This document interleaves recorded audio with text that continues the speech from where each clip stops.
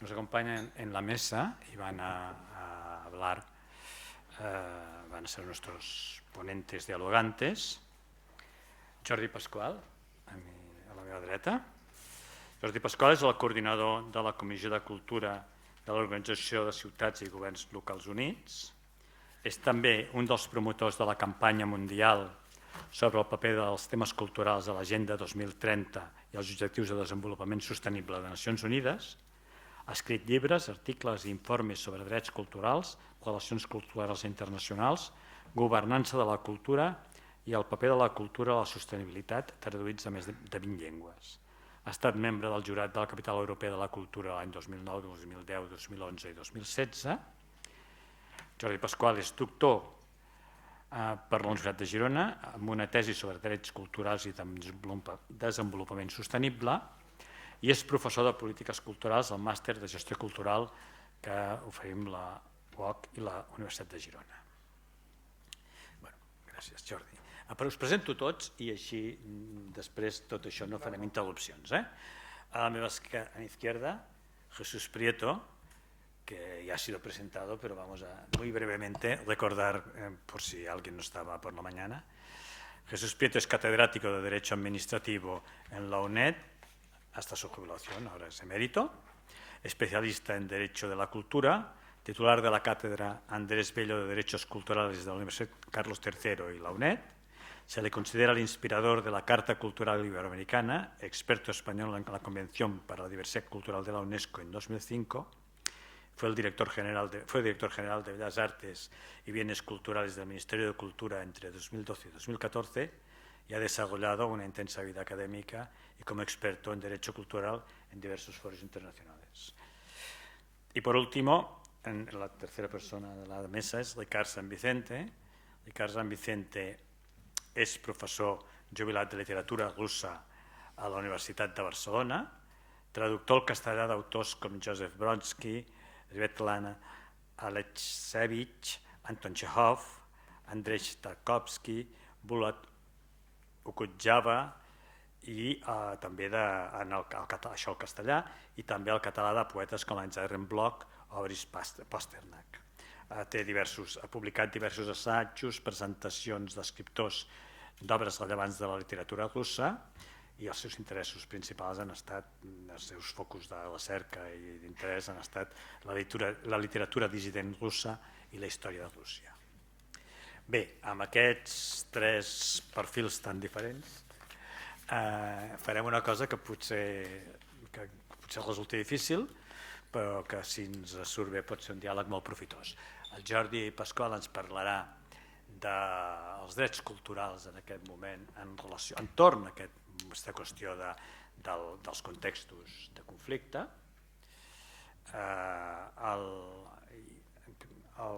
Jesús Prieto ens parlarà del patrimoni immaterial, del patrimoni cultural immaterial, que és un tema que potser en la taula rodona del matí ha quedat una mica soslayat, però que en canvi és una qüestió de primer ordre.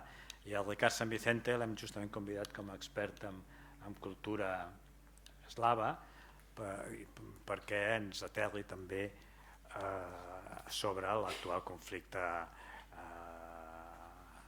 Ucrània i pugui parlar de les cultures en conflicte, sobretot quan són cultures tan pròximes, tan agermanades, que han tingut un recorregut tan pròxim i els significats que tenen les decisions que la guerra provoca i les persones també, en els ciutadans i en la cultura, naturalment, i en els béns culturals, materials i immaterials. Bé, sense res més, jo crec que el millor és que hi haurà la dinàmica de la taula, hi haurà una primera intervenció dels tres ponents, que cadascun d'ells que la farem seguida, després potser es poden interpel·lar o algun d'ells voldrà puntualitzar alguna qüestió i finalment donarem la paraula al públic per una estona que esperem que sigui suficient per aclarir tots els dubtes. Jordi, endavant. Moltíssimes gràcies, Joan. Moltes felicitats a la UOC i a la Fundació Pau Casals per aquesta iniciativa de donar l'inici a les activitats de la Càtedra Pau Casals. Us desitjo una llarga i molt fructífera vida. En aquesta primera part esmentaré alguns elements que tenen a veure amb els drets culturals. Alguns han estat perfectament explicats pel professor Jesús Prieto de Pedro aquest matí. Jo hi faré algun esment, sobretot des del punt de vista del que conec, que és com els drets culturals són avui importants per les ciutats. La feina que faig a Ciutats i Governs Locals Units té a veure amb una proposta que vam fer l'any 2015, l'any 2004 primer, l'any 2015 més estructurada, que es diu Cultura 21 Accions, que és un manual amb 100 accions sobre com les ciutats poden tenir en compte el marc dels drets culturals per les seves polítiques públiques. En primer lloc, treballar amb els drets culturals des de les ciutats o treballar amb els drets culturals en general obliga a recordar el caràcter universal, indivisible, interdependent i interrelacionat dels drets culturals. Cito la primera relatora de Nacions Unides sobre els drets culturals, que ens recorda que el seu mandat no és protegir la cultura o el patrimoni cultural per se, estic citant, sinó les condicions que permetin a totes les persones sense discriminació accedir, participar i contribuir a la vida cultural en continu desenvolupament. I em sembla molt important remarcar aquesta frase, aquest enunciat, perquè directament ens col·loca el debat sobre la cultura en termes de participació, d'obertura i de dinamisme. Hi ha una altra frase que també llegiré, en aquest cas de la segona relatora especial de Nacions Unides sobre els drets culturals, la Karima Ben-Noun. La primera va ser la Farida Shahid. La Karima Ben-Noun, nota a peu de pàgina, que va iniciar el seu mandat amb la intenció de fer de la destrucció intencional del patrimoni un dels eixos de la seva feina, i així ho va fer, en el seu primer informe té un enunciat molt interessant sobre el patrimoni cultural. Diu: cal garantir el dret de totes les persones, incloses les dones, a accedir a tots els aspectes de la vida cultural, a participar-hi i a contribuir-hi, inclosa la identificació i interpretació del patrimoni cultural, i decidir quines tradicions, valors o pràctiques culturals s'han de mantenir intactes, modificades o descartades per complet, i fer-ho sense por accions punitives. És obvi que parla de complexos que no són el d'aquesta ciutat, però que són uns contextos ben vius en molts països del món. De la mateixa manera, els estats haurien de garantir aquest dret respecte a altres grups, incloses les persones amb discapacitat, els migrants, els pobles indígenes, les lesbianes, els gais, bisexuals, transgèneres i intersexuals, i les persones que viuen en extrema pobresa. La introducció d'aquest punt sobre la identitat i sobre la identitat dinàmica també em sembla important de remarcar quan es treballa amb els drets culturals. El professor Jesús Prieto n'ha parlat a bastament aquest matí. És molt recent el desenvolupament normatiu dels drets culturals. De fet, l'any 2009 es va aprovar l'Observació General 21, que en el marc del Comitè de Drets Humans de Nacions Unides explica què vol dir l'article 15 del Pacte Internacional sobre els Drets Econòmics, Socials i Culturals, l'article 15 que diu tothom té dret a participar en la vida cultural de la comunitat.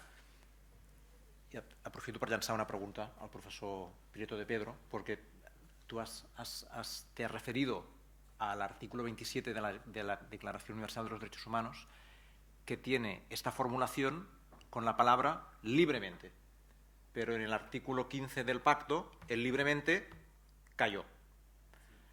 Y ¿lo hablamos ahora o luego? Como quiera el moderador. Más tarde. Vale. Bueno, queda dicha la nota a pie de página y la invitación al profesor para que se extienda en este tema. Desenvolupament recent, normatiu molt recent, només des del 2009 existeix aquesta observació general 21.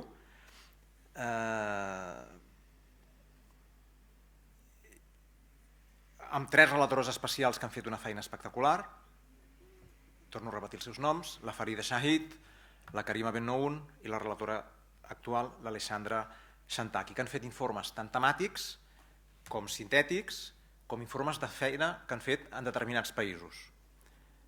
Per preparar aquesta participació meva, que ara li deia en Joan Fuster, m'ha col·locat en una situació de sortir de la meva zona de confort, perquè parlar de drets culturals, destrucció i resistència dels drets culturals en temps de guerra, no en sé, he llegit els 2 informes que m'ha semblat més propers en aquesta situació que ha escrit la relatora especial de Nacions Unides. He llegit l'informe que va fer després de la seva visita a Sèrbia i Kosovo i l'informe que va fer la Farida Shahid després de la seva visita a Rússia. I després, si voleu, us comparteixo aquest tema, però no en aquesta primera exposició.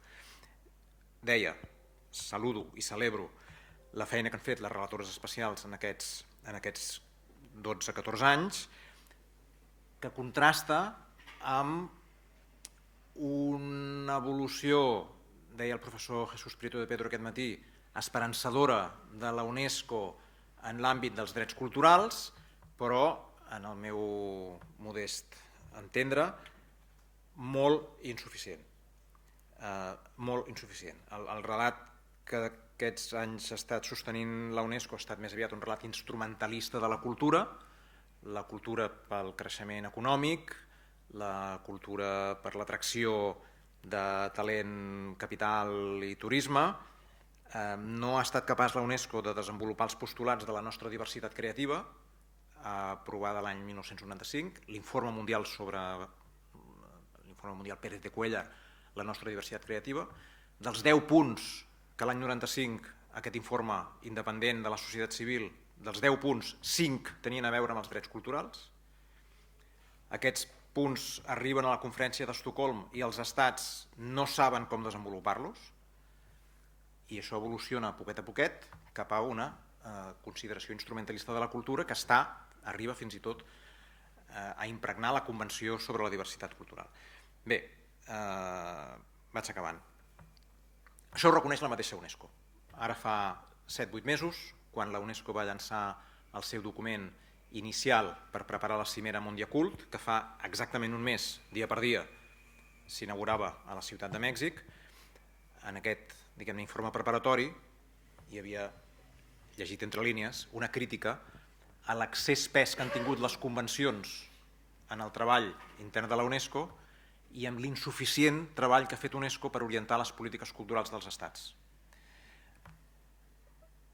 Treball orientador de les polítiques culturals dels estats que no es pot fer avui si no agafes el marc dels drets humans, on el dret a participar en la vida cultural és bàsic i fonamental i on aquest dret es relaciona amb altres drets. Vull remarcar aquí, no és perquè sí que la meva primera frase tenia a veure, repetia el mantra dels drets humans, que són universals, indivisibles, interconnectats i interdependents. Si treballem amb els drets culturals, estem obligats a relacionar el dret a participar en la vida cultural amb el dret a la salut, amb el dret a l'educació, amb el dret a gaudir dels espais públics, per descomptat amb les llibertats fonamentals, d'expressió, de manifestació, de reunió, etc. I això fa sortir al sector cultural i a les grans institucions culturals d'una zona on se senten còmodes, on estan ben acotades amb els seus processos, diguem-ne, que en els països occidentals, bàsicament, promouen l'excel·lència i un cert elitisme. Sé que simplifico, però sí que m'enteneu. Mondiacult 2022, ara fa un mes, menys 3 dies, acaba amb una reclamació perquè els drets culturals siguin l'eix de les polítiques públiques en cultura i acaba també amb la demanda que hi hagi un objectiu cultura en els objectius del desenvolupament sostenible.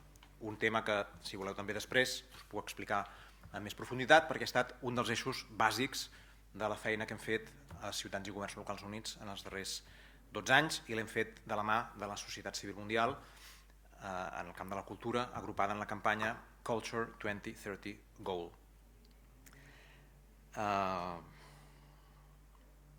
Crec que ho deixo aquí. Tinc altres coses per dir, però crec que per començar ja estaria. Gràcies. Jesús. Buenas tardes. Muchas gracias, Joan, por la presentación anterior y bueno, pues no me voy a extender en expresar de nuevo la satisfacción que ya tuve esta mañana ocasión de hacer explícita por encontrarme en esta mesa, además con viejos amigos que no son viejos, que son jóvenes, pero son ya muchos años, ¿no? Bien, el moderador, yo creo que con muy buen criterio, pues nos ha preguntado de qué queríamos hablar para que pues, evitáramos, en un tema que es tan amplio y tan complejo, pues que pudiéramos incurrir en solapamientos, ¿no? Porque puede ocurrir también, ¿no? Y bueno, pues comentamos que el tema del patrimonio inmaterial es muy importante y iba a ser menos tratado, ¿no?, en el conjunto de las jornadas, y por eso pues podía hacer una brevísima reflexión sobre el patrimonio inmaterial y su destrucción en casos de conflictos armados. Yo quiero empezar señalando que el patrimonio inmaterial es el gran olvidado del patrimonio. Fue víctima de, bueno, vamos a decir, ¿cómo diría? Voy a decir algo muy fuerte, que además fue víctima de la Ilustración.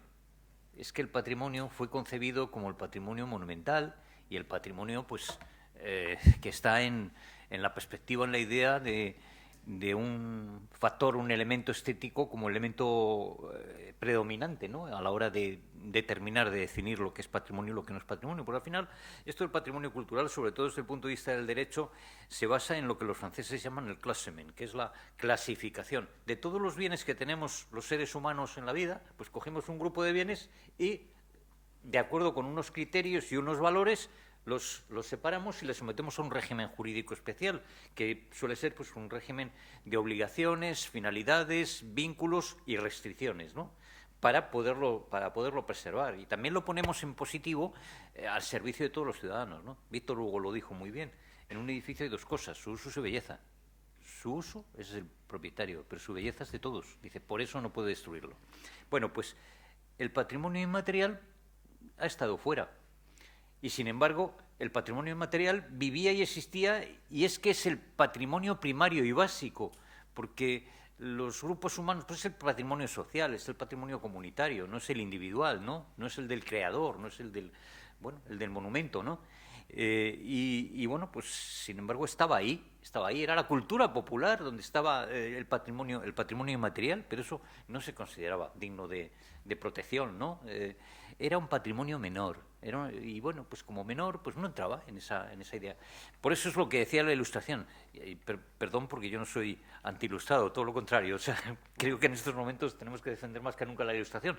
Pero desde esa defensa de la Ilustración quiero hacer crítica a la Ilustración. La Ilustración nos ha enseñado a ser críticos, pues también hay que criticar a la Ilustración, ¿no? Bueno, entonces, dicho esto, pues, fijaros qué curioso. Esto se ha pervivido, ha permanecido y se ha trasladado incluso hasta 1972, hasta la Convención de UNESCO del Patrimonio Cultural Mundial y Natural, una convención muy avanzada conceptualmente en su momento, porque es patrimonio mundial. Primero, ese concepto es ya muy importante en ese momento, y ahí viene el patrimonio de la humanidad, etcétera, etcétera, ¿no? Y luego, natural y cultural, o cultural y natural. Hay una unión, una fusión de dos mundos que no se había hecho hasta entonces, porque era la cultura y la naturaleza. La cultura tenía su régimen jurídico de protección, la naturaleza tenía también el suyo, y hay un encuentro, ¿no? Que, bueno, pues hay quien lo presenta como la gran invención y la gran creación.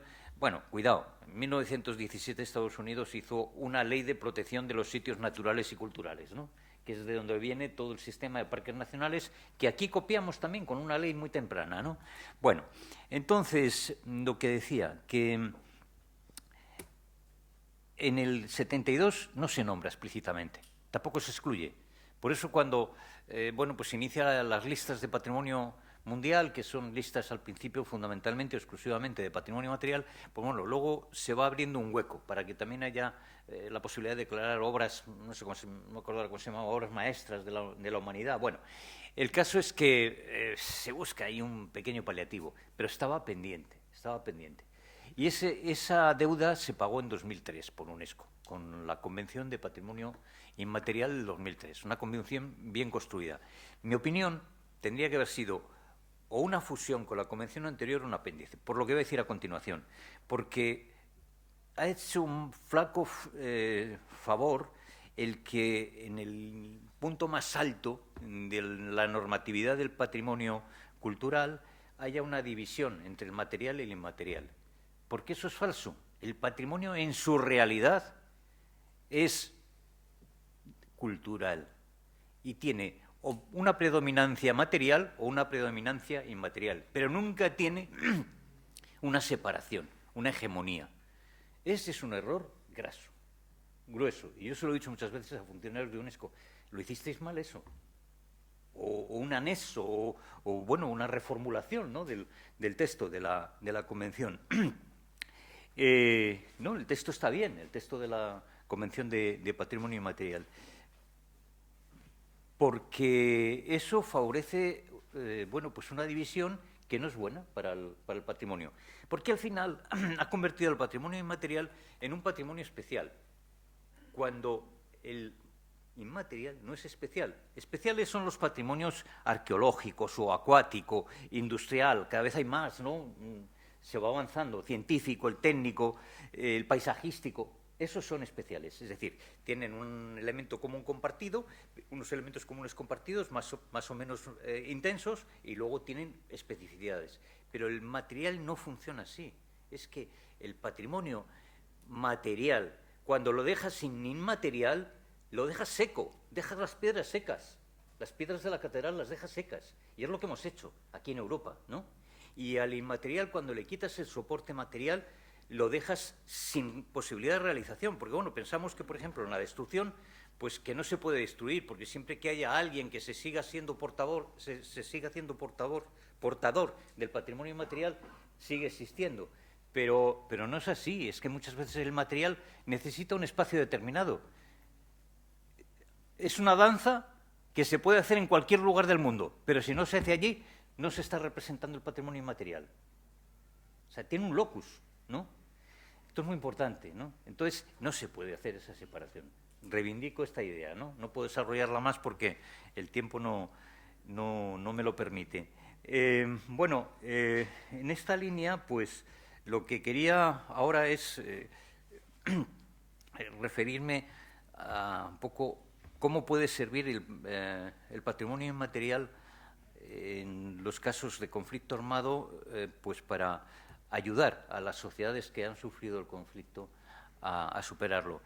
Evidentemente hay acciones en relación con el patrimonio inmaterial, cuando quieres hacer un análisis sistemático de esto, que habría que hacer en el momento previo, como habéis señalado, en el durante y en el después. Yo me quedo en este momento porque no nos da tiempo para otra cosa, ni tampoco creo que esta mesa pueda abordarlo en el después, ¿no? Y en el después, pues me reitero un poco con lo que hablaba esta mañana. Este es el patrimonio de la comunicación, es el del diálogo, es el del acercamiento. Tiene un componente, pues en muchos de sus elementos, la música, las artes escénicas, pues la fiesta, fijaros lo importante que es la fiesta en el patrimonio inmaterial. Pues todos esos elementos lo que hacen es acercarnos, mezclarnos, confundirnos en nuestra diferencia y hasta en nuestro conflicto y hasta en nuestra oposición. Puede hacerlo, ¿no?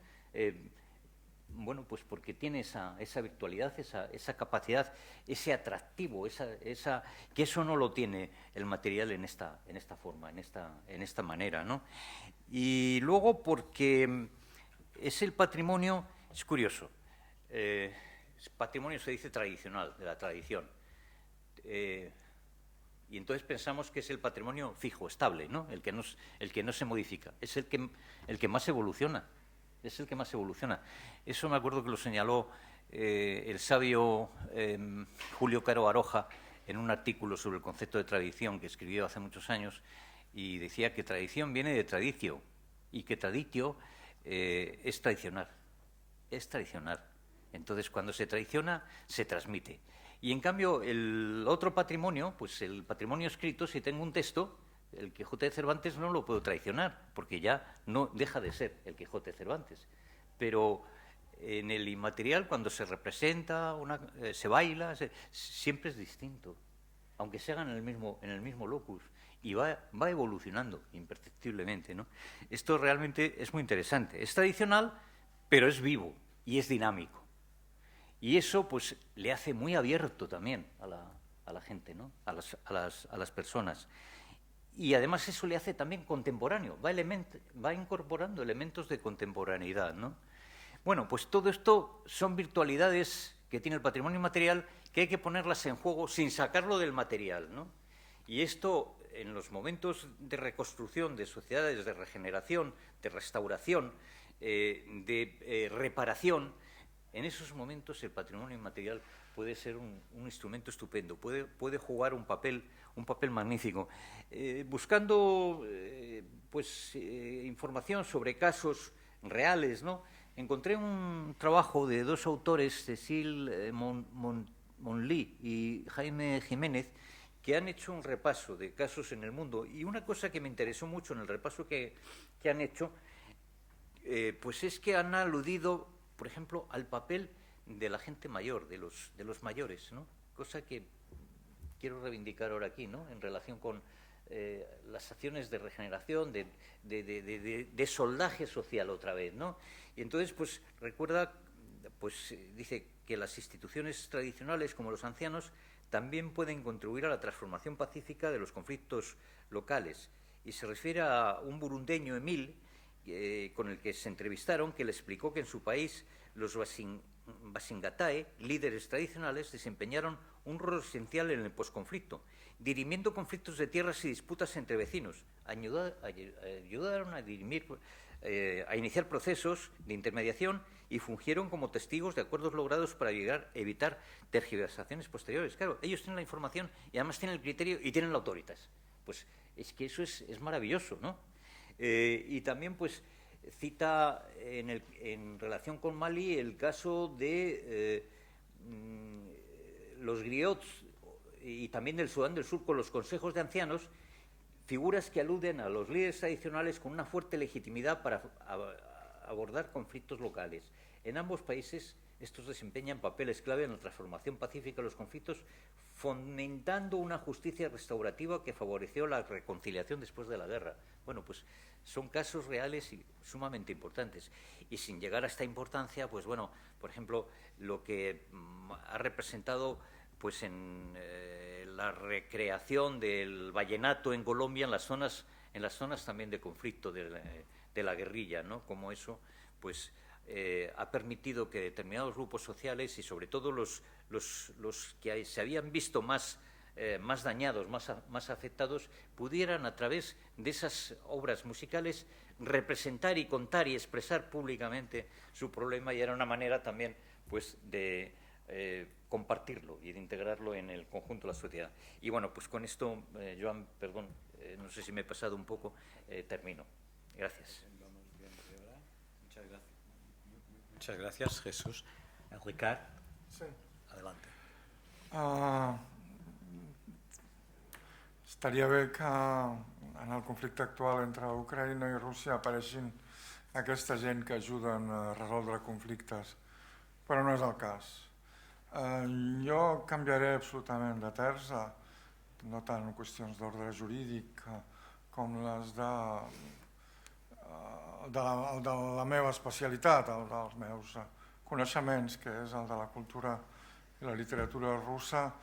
En tot cas, i demanant perdó pel fet que jo també soc fruit d'un menysteniment, d'una ignorància del que va representar, el que representa fins ara la cultura ucraïnesa. amb companys de la facultat de fa molts anys, professors de lingüística russos, desenvolupaven la idea de que l'ucraïnès era un dialecte, és a dir, la idea de situar en un segon lloc la llengua com l'ucraïnès no és d'ara, sinó de fa molt de temps. I és degut potser a la història, però encadenant amb el tema que ens porta, que cultura és comunicació, i crec que la llengua és un dels vehicles de comunicació que ha marcat o que ens explica almenys en part el conflicte i finalment la barbàrie que està succeint a Ucraïna actualment. Durant l'època soviètica, malgrat la política de nacionalitats de Lenin, lentament es va anar desdibuixant el paper de la llengua ucraïnesa, salvat en algunes de les zones, com va passar a Bielorússia, que ni els propis bielorussos ara consideren com una llengua massa digna, perquè, com sabeu, fins avui el president de Bielorússia fa les seves al·locucions en rus, parla en rus, escriu en rus, i el bielorús no sé si el deixa per la seva senyora o els seus fills, però no crec que ni amb ells.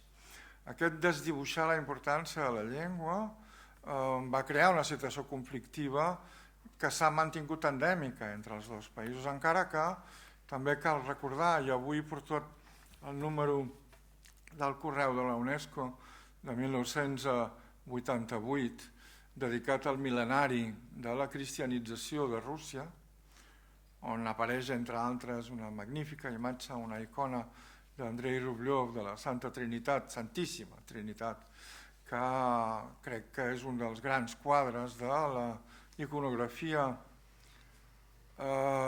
jo no diria russa, sinó eslava en general. En aquest número, la majoria dels documents que es relaten, sense donar cap mena de nom del seu origen, parlen o tenen el seu origen en la Rus, que així es deia aleshores, de Kíev, que és l'origen de les diferents Rússies actuals.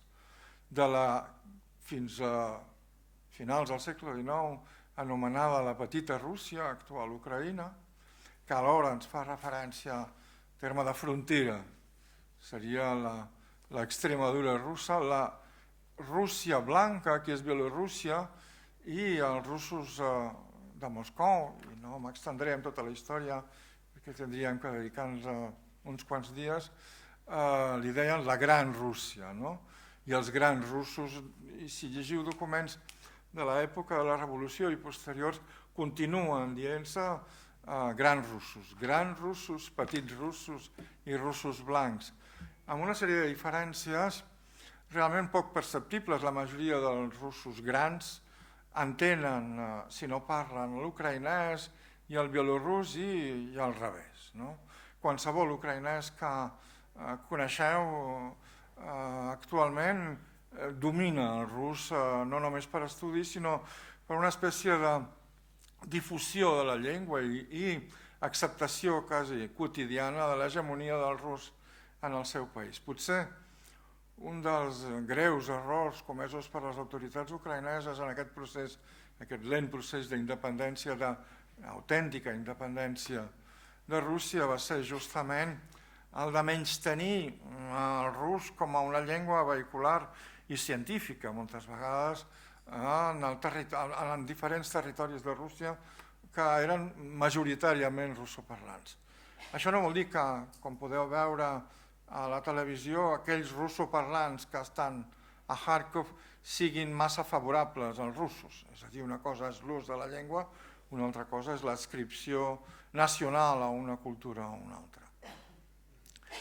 Aquest element lingüístic jo crec que ha contribuït obertament a situar, a agreujar un conflicte que finalment s'ha desencadenat com una guerra d'invasió amb la magnífica, entre cometes, idea d'unificar tot un territori com en els vells temps de l'imperi rus. Quan els elements patrimonials, que jo crec que es podria explicar 4 coses que alhora poden permetre obrir el diàleg que va més enllà de l'estrictament polític és, per exemple, el cas de la Santíssima Trinitat, no? d'Andrei Rublev, que sí, escriviu Trinitat i Rublev, us sortirà en qualsevol buscador.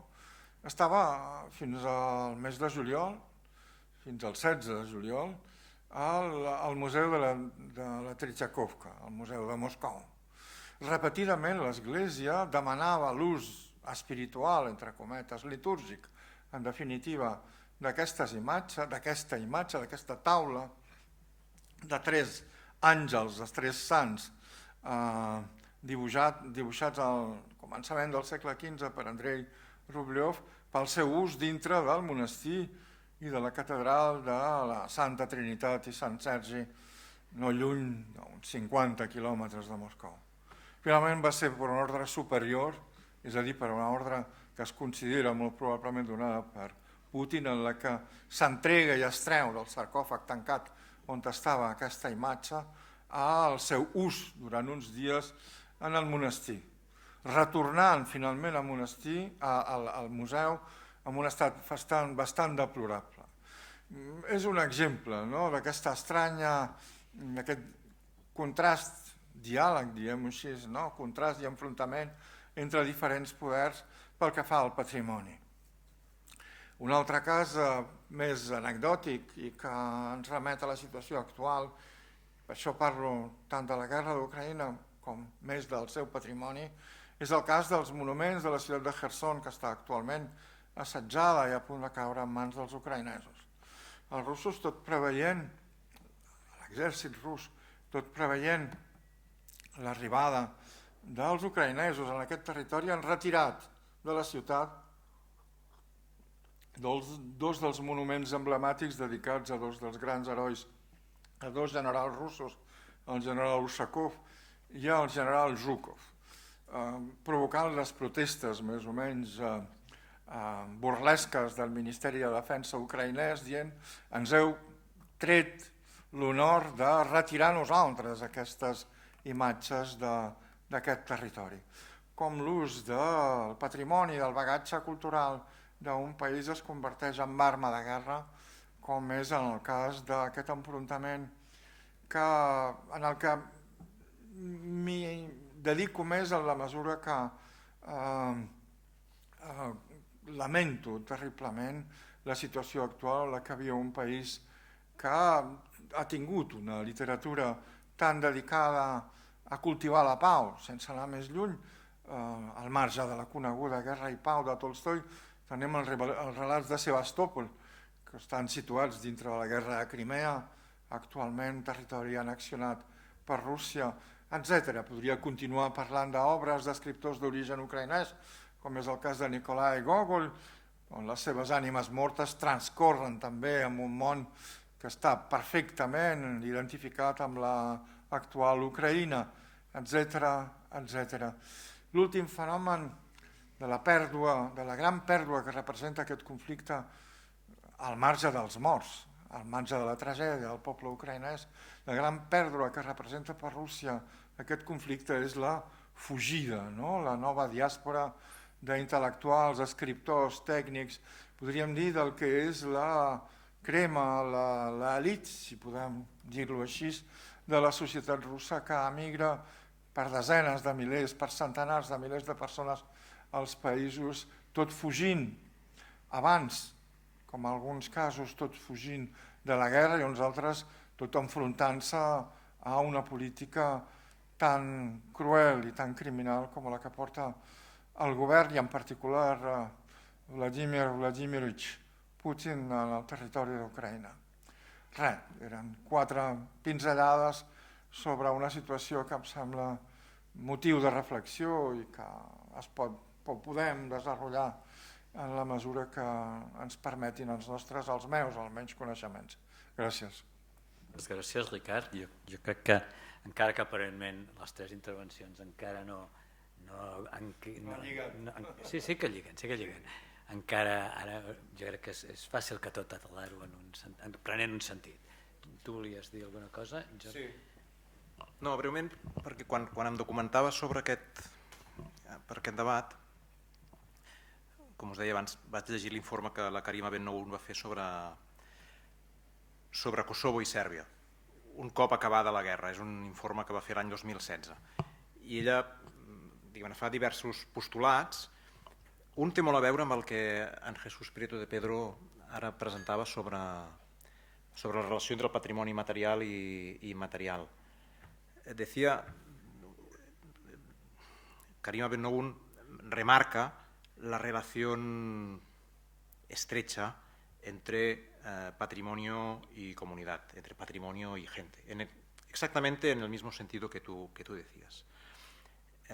Y ella solicita, requiere, insta a las autoridades serbias y kosovares a utilizar una aproximación basada en los derechos humanos. Y dice, traduzco del inglés, más allá de preservar y salvaguardar un objeto o una manifestación por ella misma, una aproximación basada en los derechos humanos nos obliga a tener en cuenta los derechos de los individuos y de las poblaciones en relación con el patrimonio. Y acaba. Es imposible separar la identidad, es imposible separar el patrimonio cultural de un pueblo del pueblo mismo y de sus derechos. Y a mí esto me movió un poco, porque pensé, me parece obvio.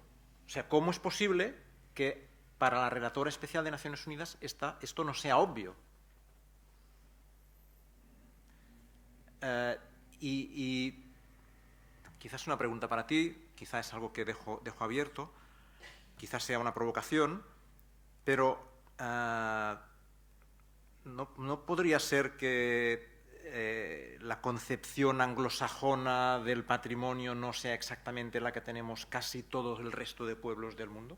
Es decir, esta separación entre patrimonio y gente sea la visión anglosajona, esta posible separación sea una excepción y la regla sea que no podemos separarnos de lo que vamos creando y transformando con nuestras vides.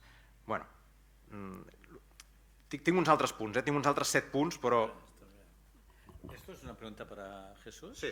Jesús, tienes 2 preguntas de Jordi acumuladas. O sea que... Se me acumulan las tareas. Bueno, empiezo por esta última por no romper el... Sí. A ver, no te diría que no, pero de todas maneras hay una cosa curiosa. En los orígenes del patrimonio inmaterial, cuando esto no se llamaba patrimonio inmaterial, porque ha habido mucho tiempo en que se ha dudado cómo llamarlo, patrimonio inmaterial, patrimonio intangible, folclore, cultura popular, tradicional, bueno, se ha debatido mucho. Al final se fueron decantando y al final en el último round se quedaron patrimonio intangible y patrimonio inmaterial, y venció patrimonio inmaterial, y ahora por efecto... pues el efecto troquelador que tienen los textos jurídicos importantes de la Convención de la UNESCO, pues ya del 2003 ha quedado ya fijado en patrimonio inmaterial. No todo el mundo lo comparte, por lo que he explicado, porque es que conceptualmente ya induce la idea de que no hay materia en el patrimonio inmaterial. Hay materia muchas veces, muchas, y hay quien sostiene además que en una canción la materia está en las cuerdas. Pero vamos, más allá de eso, que es que hay edificios, hay elementos etnográficos, de bienes muebles etnográficos o bienes inmuebles, etcétera, ¿no? Bueno, decía que en el origen está el folclore. Antes de hablar de patrimonio inmaterial, se habló de folclore. Es verdad que la antropología nació por un lado como ciencia, con los textos, el primer texto de 1871 de Taylor, ¿no? Y lo que sería pues la etnografía está surgiendo con los trabajos de folclore que se empiezan a hacer en Inglaterra a mediados, en la segunda mitad del siglo XIX, ¿no? Y ellos son los que inventan la palabra folclore. Folk, pueblo, lore, saber del pueblo, el saber del pueblo, ¿no? Y esas sociedades que son de iniciativa civil más que pública, ¿no?, que se van creando para la defensa del folclore, es decir, de la cultura que ahora llamamos inmaterial propia, ¿no?, tradicional, los cuentos, las leyendas, todo ese tipo de cosas, pues tuvo un reflejo muy temprano en España. Y ese reflejo muy temprano se vio en un sector de intelectuales liderados por Antonio Machado y Álvarez, el padre de Antonio Machado y Manuel Machado, ¿no? Que era un abogado sevillano que luego se trasladó a Madrid y se convirtió en un folclorista. Es más, dejó la profesión y casi arruinó la familia porque estaba dedicado a los estudios de folclore. Fue un gran apasionado, ¿no? Y se centró en esto. Y crearon una revista que ahora se ha recuperado hace unos años, entonces, que se llamaba pues Revista de Folclore, me parece, ¿no? Y crearon una revista que cuando crearon la revista y la asociación estuvieron discutiendo cómo llamaban eso que iban a hacer ellos. Y entonces el dilema que se les planteó es, bueno, si nosotros vamos a hacer algo para defender lo propio, no vamos a utilizar una palabra inglesa para hacerlo, folclore, ¿no? Y entonces pues decían, pues a ver, ¿y cómo lo llamamos? Y hubo quien llegó a proponer, eso se ve en las actas de la creación de la sociedad, que lo llamemos Sociedad de Demosofía. Es la traducción directa de demo es pueblo, Sofía es saber, ¿no? Demosofía. Decían, bueno, nos van a tirar piedras, o sea, vamos por otro camino, ¿no? Bueno, a lo que iba, que en Inglaterra han tenido, era lo que quería decir, quizás me he extendido mucho, pero vamos, era un poco por ilustrarlo. Han tenido un interés muy temprano por los temas de folclore, incluso antes que nosotros, ¿no? Antes que nosotros, cuando no se consideraba patrimonio, porque en paralelo iba, pues ya en aquellos años se estaba declarando la mezquita de Córdoba, la Catedral de León, se estaban declarando bienes de patrimonio como monumentos, bienes de patrimonio cultural, ¿no? Bueno, pues, pero vamos, tampoco excluiría lo que has dicho, ¿eh? O sea, me parece una observación interesante y para pensarla. Ahora no sabría tampoco pronunciarme, pero sí que me gusta, por lo menos el reto, la propuesta que haces, ¿no? Y luego lo otro que preguntaste de... El libremente. Sí, el artículo 27. Lo digo yo no sé si habrá estado esta mañana todas las personas que están ahora aquí. Esta mañana yo me referí, hice una pequeña glosa del artículo 27 de la Declaración Universal de Derechos Humanos, que es el que sintetiza los valores jurídicos de la cultura, los principios y valores jurídicos de la cultura como derecho fundamental. Y entonces dice el 27, todos tienen derecho a participar libremente en la vida cultural de la comunidad. Y yo esta mañana hice mucho énfasis en la libertad, en el libremente, ¿no?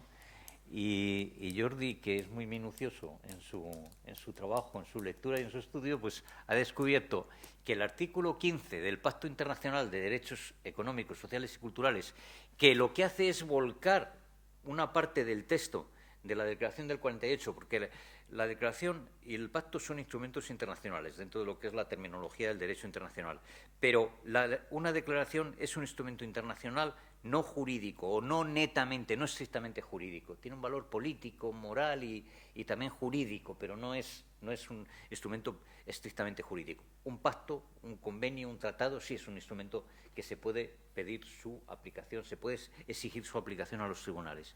Entonces, bueno, pues estaban preocupados porque ellos veían que la declaración era muy importante, había tenido una expansión enorme, pero que no era un instrumento exigible directamente ante los tribunales. Y por eso hacen dos pactos.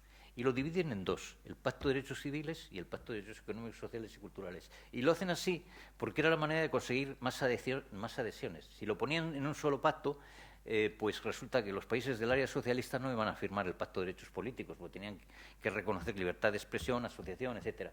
Y también resultaba que los países más liberales, Estados Unidos, no iba a reconocer los derechos económicos sociales. Entonces lo dividen en dos. Y el artículo 27 se transforma en el 15 del pacto. Y ese 15 del pacto efectivamente deja de decir libremente. Pero es que hay una cosa que es importante, y es lo siguiente, que el apartado 3 del artículo 15, porque el artículo empieza diciendo, los Estados partes del presente pacto reconocen el derecho de otra persona a participar en la vida cultural. Se nos fue la libertad, ¿no? Se nos fue la libertad, pero la libertad resulta que reaparece en el 3. Y dice, los Estados partes en el presente pacto se comprometen a respetar la indispensable libertad para la investigación científica y la actividad creadora. Bueno, pues esta es la clave, ¿no? Ahora bien, es lo mismo lo que decía el 27, participar libremente en la vida cultural, que el que diga aquí libertad indispensable para la investigación científica, para la actividad creadora? No. Está más limitado a las expresiones de forma de la cultura. La ciencia, la investigación, el arte, la literatura, ¿no? Está más limitado. Porque cuando dice libremente en el 27, en la vida cultural, lo dice en sentido total y global. Y ahí están todos los grupos humanos, los que no hacen creación individual, porque sus culturas son cosmologías distintas. Los pueblos indígenas, los grupos étnicos, esos no hacen ese tipo de creación individual, son creaciones colectivas. Y esos se les designaría mejor diciendo libertad cultural. Libertad de creación cultural, no libertad de creación artística ni libertad de creación científica. No sé si me explico. Bueno, pues eso era la respuesta. Tenemos un rato para que digáis entre vosotros. No sé si os quería interpelar alguno. ¿Sí? Bueno, yo... ¿Sí? Venga. No. Y hay una cuestión que no puedo dejar de... ante la exposición que nos ha hecho Ricard y la definición que nos ha presentado, bueno, que es de que los derechos culturales han de ser universales, interdependientes y indivisibles, no deja de aparecernos de una forma muy descarnada las dos caras de la cultura y del patrimonio cultural. Como en tiempo de paz o en tiempo de situaciones banales, esta universalidad o esta interdependencia, a través de la curiosidad, el turismo, se puede ejercer sin ningún problema. E incluso la ambigüedad de un bien se puede tolerar, que unos piensen que ese bien tiene ese significado y otros piensen que tiene el significado exactamente contrario. Pero el conflicto ya no tolera eso. El conflicto asigna significado y bando a cada uno de estos bienes que, como muy bien nos ha dicho Jesús esta mañana, hablan al corazón de los seres humanos y al espíritu. Luego, tal vez el papel, digamos, y os pregunto, eso es la pregunta, el papel beligerante de la cultura es inevitable durante el conflicto. Inevitable durante el conflicto. No hay manera de evitar que durante el conflicto las entidades en conflicto intenten destruirse. Luego, esa es la pregunta. ¿Debemos esperar a que acaben los conflictos para poder ir a una acción reparadora, o hay alguna acción que nos permite en el conflicto salvaguardar la universalidad, la interdependencia y la indivisibilidad de los bienes culturales? Venga, ¿quién quiere empezar? Pues, a las anécdotas más que a las generalizaciones. Las autoridades rusas han insistido constantemente y han extendido la idea del fascismo ucraniano, estos nazis ucranianos, subrayando constantemente la unión entre el nacionalismo ucraniano y una vieja realidad en Ucrania, que era un movimiento de ultraderecha nacionalista. ¿Qué forma más burda, ¿no?, de desautorizar un enemigo convirtiéndolo en nazi un país y un pueblo en el cual el presidente es de origen judío, de una familia ruso-parlante, y que no ha sometido en ningún caso a su país a una situación que tenga nada que ver con el fascismo ni con el nazismo. Como un término descalificatorio cunde entre la población y se extiende entre muchos sectores rusos que aceptan esa condición, que a su vez les permite legitimar no la paz, sino al revés, la guerra, ¿no? Esa es una situación que se repite hasta ahora.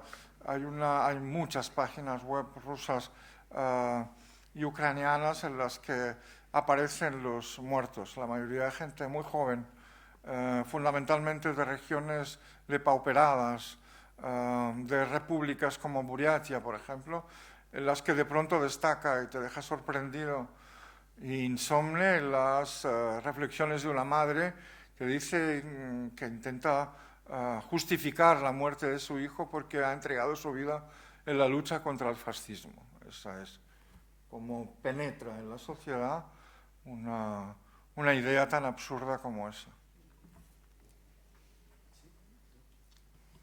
Sí, no. Brevemente, porque tú lo que señalas, Joan, es que en esta situación que vivimos nos invitas a reflexionar sobre la situación que vivimos. Yo creo que la guerra lo que lleva es a la apoteosis los relatos empequeñecedores y reduccionistas que han caracterizado la construcción nacional en muchos estados del mundo. Entonces, la perspectiva de derechos humanos y el mandato inicial de la UNESCO y todo el sistema de Naciones Unidas está construido para evitar llegar a esta situación. Y compartir el poder es algo que hoy, poco a poco, se está haciendo, pero no llega para evitar esta situación tan dramática que está viviendo Ucrania, que están viviendo otras partes del mundo. Yo no quería dejar de mencionar los 8 puntos que me han parecido, que para mí sintetizan lo que Karima Ben-Noun, la relatora de Naciones Unidas sobre los derechos culturales, enuncia como una perspectiva basada en los derechos humanos para proteger el patrimonio cultural en situaciones de guerra. La primera, ya la he mencionado, relación estrecha entre gente, entre personas y patrimonio. La segunda, prevenir su destrucción mediante un sistema de síndic de greuges, de defensores del pueblo, en cada uno de los estados que tengan capacidad para trabajar los derechos culturales.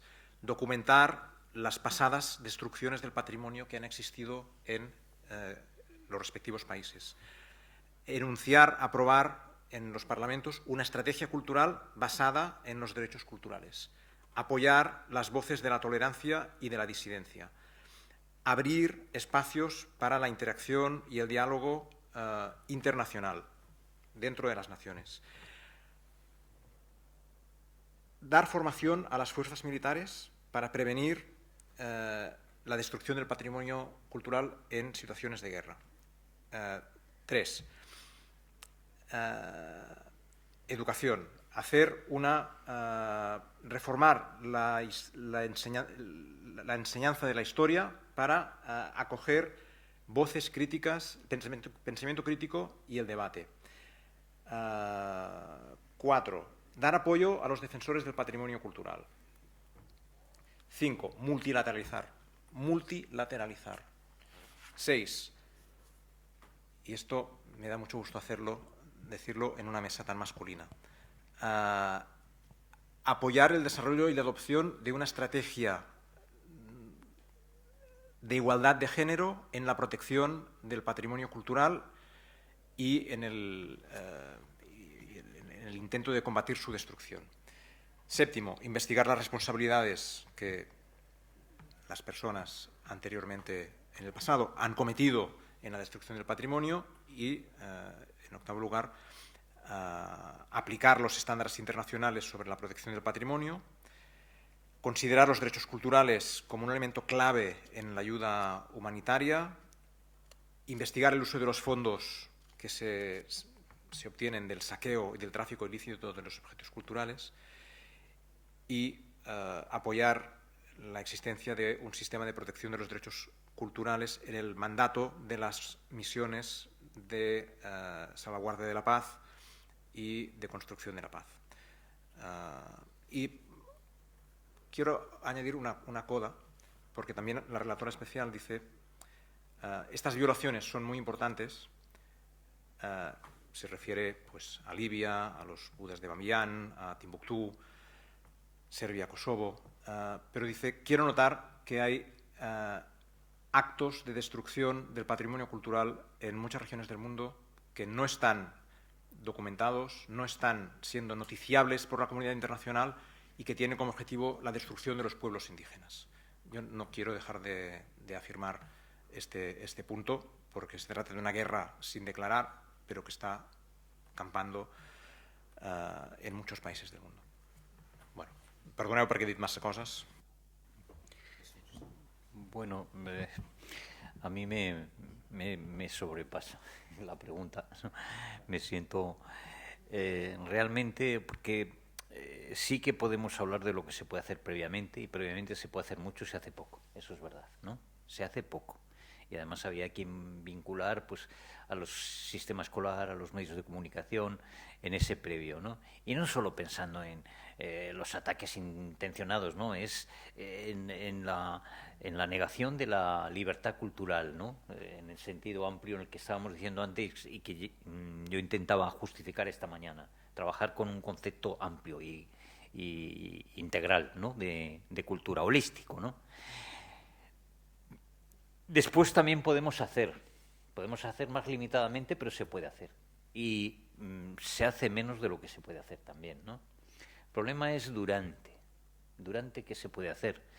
Bueno, se está viendo ahora en algunos documentos, el que citas de Benú y luego el otro documento que cité yo también esta mañana de UNESCO del año 2015, que bueno, pues están hablando de cómo intentar por lo menos pues introducir elementos de registro y de control visual, fotográfico, ¿no? A través de las nuevas tecnologías, pues que se vaya haciendo, por ejemplo, fotografías, se vaya fotografiando cuál es la evolución del territorio y de los bienes protegidos, de los monumentos protegidos, en la medida que se pueda, porque bueno, pues metes un dron ahí, pues probablemente lo vuelen. Pero bueno, quiero decir que puede haber posibilidades porque lo pueden hacer pues los mismos, la parte que está en ese momento viéndose agredida, ¿no? en la guerra, pues puede hacerlo, pero hay que tener planes sistemáticos, y eso pues creo que tampoco se tiene, ¿no?